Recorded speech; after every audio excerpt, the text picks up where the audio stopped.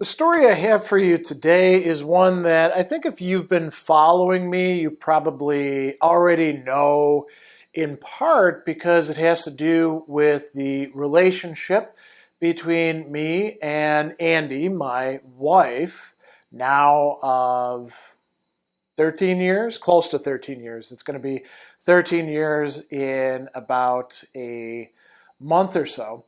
And our history goes way, way back. And some people know this and some people don't. And it's kind of a cool romantic story. We've told it in part in certain conferences and interviews and things like that.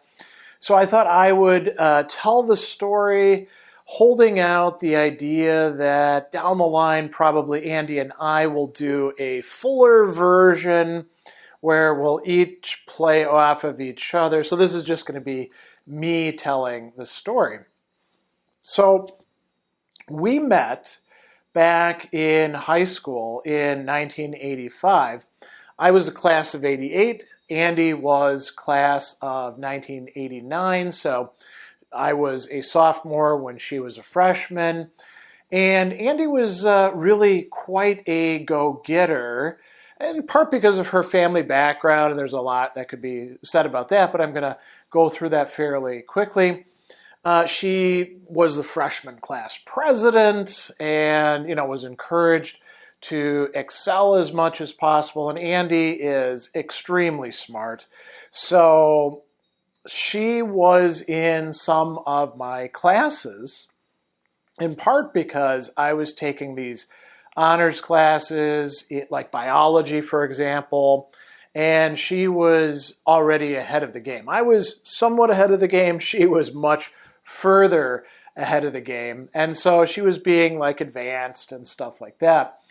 And as it turns out, I didn't actually know this, but it's kind of funny to find out she had a crush on me. Now, I was this what we called a burnout, meaning that these were the people who like wore their hair long and listened to heavy metal or other similar things like maybe some punk. And some of them got into trouble. Some of them were doing drugs. Our big rivals were the jocks who would try to beat us up, and sometimes we would fight with them as well. And so anyway, I was one of these guys, and I had like a boom box that I carried around, and I'd play it out of my locker. And she actually called me, not to my face, her locker leaner, because I would often like lean up against my locker. And I was doing things like, playing hacky sack in the hall and basically being kind of a screw up who was not living up to their potential in any way whatsoever. So Andi liked me. Andi had a crush on me. Didn't say anything because one of her friends called dibs. And that meant that, back then, sort of like a code, if one of your friends said, I'm interested in this guy, well, then you don't, express interest in it.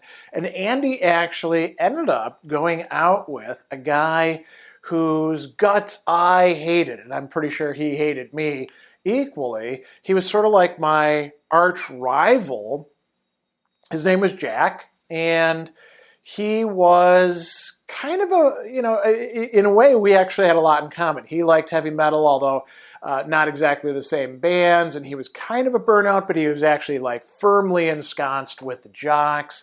He was a football player, and both of us had a friend in common, Eric, who I had gone to middle school with. Eric was also a football player, and so there was that. Jack and I were in lots of classes together. We were both very smart. We were both, people who were competitive. And so inevitably we clashed. And, he belonged to one group. I belonged to another group. I got in fights, sometimes fist fights with some of his friends. He got in them with my friends. And so, big rivalry there. And it sounds kind of silly when you talk about it years later. So anyway, Andi, instead of going out with me, and it's not like we could have really gone out at the time. She lived in Brookfield, which is closer to Milwaukee, and I lived way out in the sticks. on the border of Delafield and Wales. So we had to carpool into school. She rode the bus to school. We went to Catholic Memorial together, right? So we'd cross paths all the time, and we knew each other's friends, and she also got in a good bit of trouble from time to time, and so I'd often hear her name on the announcements. Will Andy Shaka please come to Mr. Farrell's office? Mr. Farrell was the dean of students, and so, there was all of that sort of stuff going on. Anyway, she didn't stay at Catholic Memorial. She left during sophomore year, went to Divine Savior Holy Angels, and I just kind of lost track of her at that point. And then, so that's, in the mid to late 80s, right? And so that's our beginning point. We could have gone out, but we didn't. Then in the 1990s, actually, so I was working and living in Milwaukee in 1994 to 1995 because I graduated from Lakeland College in 94 with my bachelor's, came down to Milwaukee, got a little studio apartment at the south end of Farwell Avenue, which placed me on the Lower East Side, it's called. And I quickly got 2 jobs. Actually, I had one crappy job first at Fleet Mortgage, and I was driving out to that. And thank God that ended pretty quickly. Then I got a security job. I had, a background in security. So I got a security guard job at 100 East Wisconsin, which is this big building. Used to actually be the second biggest building in the state at that time in the 90s. And I was also working in a cafe on Ogden and Astor called Fairchild's. And there's a lot of stories I could tell about that as well. Andy was living in the same neighborhood and going to some of the same places that I went to, and she was working in that same building. Now, I was working third shift, right? Occasionally, I'd get called in early to help out with the second shift. Pretty rarely would I stay for the first shift. That was usually well covered, but we were always understaffed, so sometimes I'd have to work a double or work 12 hours. And Andy was working for a bank. I don't remember the name of the bank, but it was one of the tenants in that big office tower. It was kind of a prestige place to be. And she would often work late at night as well. And then, we would occasionally see each other in the neighborhood. And so what was really funny about this is Andy and I both flirted with each other. We ran across each other and we'd flirt, but we never did anything about it. We were both a bit awkward, a bit shy, you could say at the time. And so why did we never do anything about it? Well, she was going out with somebody in Milwaukee at that time. And I was also actually going out with somebody at the time as well, who happened to be one of the owners of the coffee house that I was working at. So, nothing really came of it. And by the summer of 1995, I was getting ready to go off to graduate school at Southern Illinois Carbondale, and I'd saved up money. I went on a trip with my friend Ed up to Quebec for a week and, hung out with some of my relatives and, bummed around Montreal. And then after that came back to the city. And then I went over to Europe and I was traveling around for about a month and a half on a Eurail pass and money that I'd saved and all of that. So Andy is no longer in the picture for me. I'm no longer in the picture for her. Now it's no longer high school. It was also this other period in our life. So fast forward now to 2009. I graduated. I'm, married, getting divorced, working down in North Carolina while my family is up in Indiana. And it's getting close to the end of 2009. I've already filed for divorce because the marriage had broken down. Actually, we got an annulment because there never really was a valid marriage in the first place. And I had Facebook by then, right? And I kept on like getting these Facebook suggestions. And by this time, the reason I was getting these Facebook suggestions is Jack and I had long since buried the hatchet, the proverbial hatchet. Actually, we'd had sort of a reconciliation way back in high school, senior year, over senior retreat. He and I kind of agreed that we'd both been jerks to each other. And, we sort of put that under the bridge. But he and I had become connected on Facebook, and he was connected with Andi on Facebook as well. So I saw this name coming up over and over again, Andi Shaka. Do you want to request, a Facebook friend with her? And so finally, close to the end of 2009, I clicked, send a friend request. And Andi accepted. And very quickly in the new year, we were writing to each other. And, I looked her up. She was in New York. She'd been in New York City for quite a long time and then had moved up into what's called the Hudson Valley, which is, officially upstate, but isn't truly upstate compared to other places. And she was working at the Culinary Institute of America as an assistant dean for technology at the time, and she was doing, some other things as well. She had taught, and we had all these things in common. She was working on her graduate degree in philosophy. We had both taught in prisons. Andi had taught in the Barred Prison Initiative. I had taught for Indiana State Prison for Ball State University. I would soon be teaching, actually. Or was I? I had already started teaching in the North Carolina prison system by that time as well, now that I remember.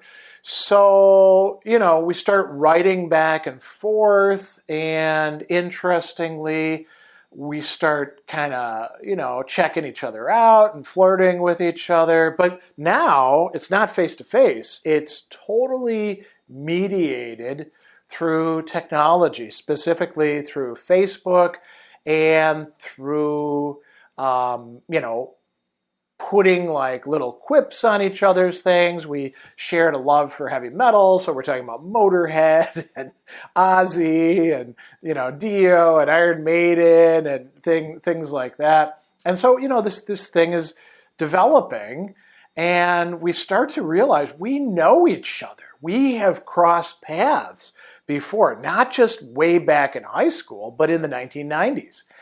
And it doesn't take long where two things happen. So one is we actually fall in love with each other. And we do so in what we could call an epistolary form. We're writing to each other. And we are writing a lot. We're both, pretty articulate people. And we're flirting in the writing, doing this kind of dance around, figuring out, are we going to be in a relationship? Are we not? What's going on? Does this person like me as much as I think I like them? We haven't seen each other face to face. We haven't even talked on the phone. So that's going on. The other thing that happens around the same time, Facebook bans us from writing to each other because we're using Facebook messages. Now, why does Facebook do that? Well, because as Andi, checked it out later on, we were writing on average about 4,000 words per day to each other, right? That's a lot. So Facebook thinks that we're either spamming each other or that we are stalking each other. And so Facebook says no more messages between you two. So Andi's good with technology, and what she does is she creates a blog that we can write to each other in, and we're also using Google Chat to write back and forth, and we're learning more and more and more about each other. And before we even talk on the phone, which I'll tell you about in just a moment, We've fallen in love with each other. We've fallen for each other. We are planning out a future together. We are talking not just about getting together and being a couple and, having sex or stuff like that. We're talking about getting married to each other. So that might seem a little weird to you, but if you're pretty good at writing and you're willing to be honest about yourself, you can actually, have quite a deep, rich relationship through writing alone. And that's exactly what she and I did. So that's, early 2010. And, I would say that by mid-February, she and I have already figured out that we're into each other. And, she calls me to her sister, her favorite. I'm like, I think I met the one, and I'm telling this to my friends. And I'm sure they got sick of me talking about her by that point, right? And a few of them were actually a little bit, cautious. They're like, don't jump into anything too quick, But, when it's the one, right? So we decide that we're going to talk in real voices.